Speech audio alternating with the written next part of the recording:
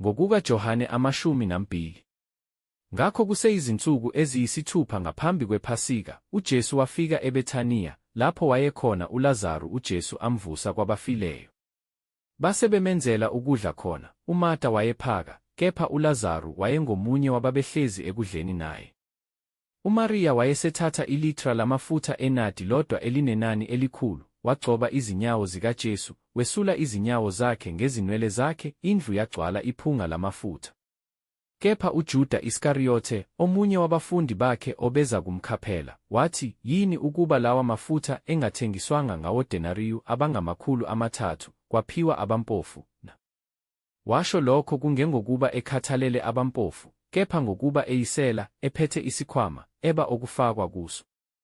Ngakho uJesu wathi, myeke ukuba awalondolozele usuku lokumbelwa kwami. Ngokuba abampofu ninabo njalo, kepha mina aninami njalo. Ngakho isixuku esikhulu sabaJuda sezwa ukuthi ulapho. Beza-ke kungengenxa kaJesu kuphela, kepha nokuba babone uLazaro abemvusile kwabafileyo. Kepha abaphristi abakhulu benza icebo lokuba babulale noLazaro, ngokuba ngenxa yakhe abaningi babaJuda bamuka bakholwa nguJesu. Ngangomuso abantu abaningi abafike emkhosini sebezwile ukuthi uJesu uyeza eJerusalema, bathatha amahlamvu esundu, baphuma ukumhlangabeza.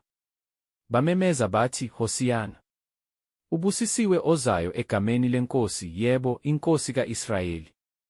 UJesu esefumene imbongolo entsha wakhwela kuyo njengokulotshiwe ukuthi, ungesabi, ndodakazi yaseSiyoni, bheka, iNkosi yakho iza, ikhwele etholeni lembongolo.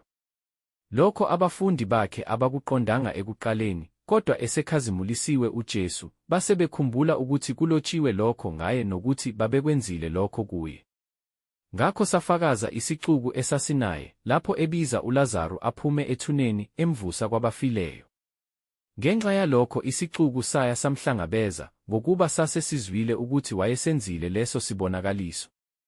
Ngakho abaFarisi bakhuluma bodwa, bathi, niyabona ukuthi anisizi lutho, bheka, izwe lonke liyamlandela.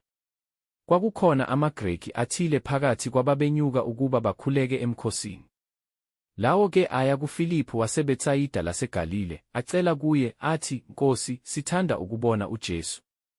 UFiliphu weza wamtshela u-Andreya. Weza u-Andreya noFiliphu, basho kuJesu.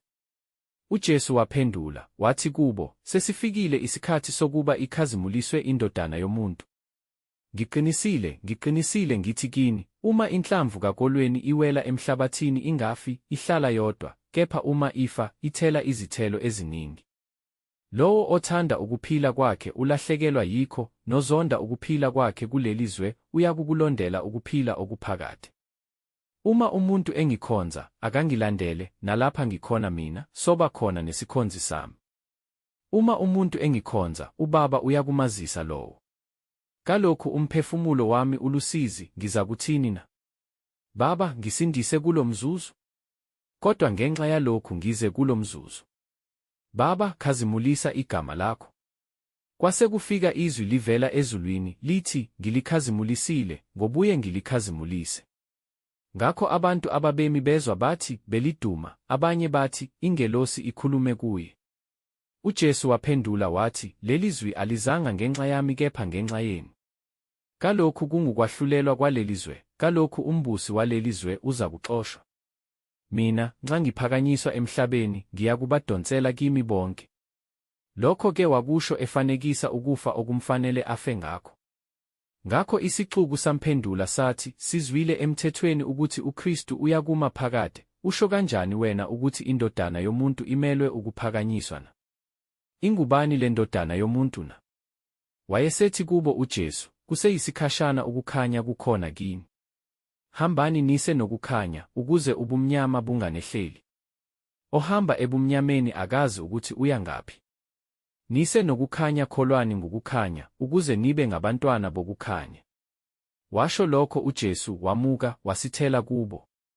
Kepha noma ebezenzile izibonakaliso ezingaka phambi kwabo, abakholwanga nguye ukuba izwi lika-Isaya umprofethi ligcwaliseke, alikhuluma lokuthi, Nkosi, ngubani owakholwa ngokushumayela kwethu na? Ingalo yeNkosi yambulelwa bani na? Ngalokho babengekholwe, ngokuba u-Isaya washo futhi ukuthi, uphuphuthekisile amehlo abo, wayenza lukhuni inhliziyo yabo, funa babone ngamehlo, baqonde ngenhliziyo, baphenduke, ngibaphulukise. U-Isaya wakusho lokho, ngokuba ebona inkazimulo yakhe ekhuluma ngaye. Nokho abaningi nasezikhulwini bakholwa nguye, kodwa ngenxa yabaFarisi abakuvumanga, funa bakhishwe esinagogeni, ngokuba babethanda udumo lwabantu kunodumo lukaNkulunkulu. Khona uJesu wamemeza wathi, okholwa yimi kakholwa yimi kepha ngongithumileyo. Obona mina ubona ongithumileyo. Ngize ezweni ngingukukhanya ukuba yilowo nalowo okholwa yimi angahlali ebumnyameni. Uma umuntu ezwa amazwi ami engawalondi, lowo angimahluleli mina, ngokuba angizanga ukuba ngahlulele izwe, kepha ukuba ngisindise izwe. Ongalayo engawamukeli amazwi ami unomahlulelayo, izwi engalikhulumayo yilona eliyakumahlulela ngosuku lokugcina. Ngokuba mina angikhulumanga ngokwami, kodwa uBaba ongithumileyo nguye onginike umyalo wokuba ngizakuthini, ngikhulumeni. Ngiyazi ukuthi umyalo wakhe ungukuphila okuphakade. Ngakho-ke lokho engikukhulumayo ngikukhuluma njengalokho uBaba angitshela khona.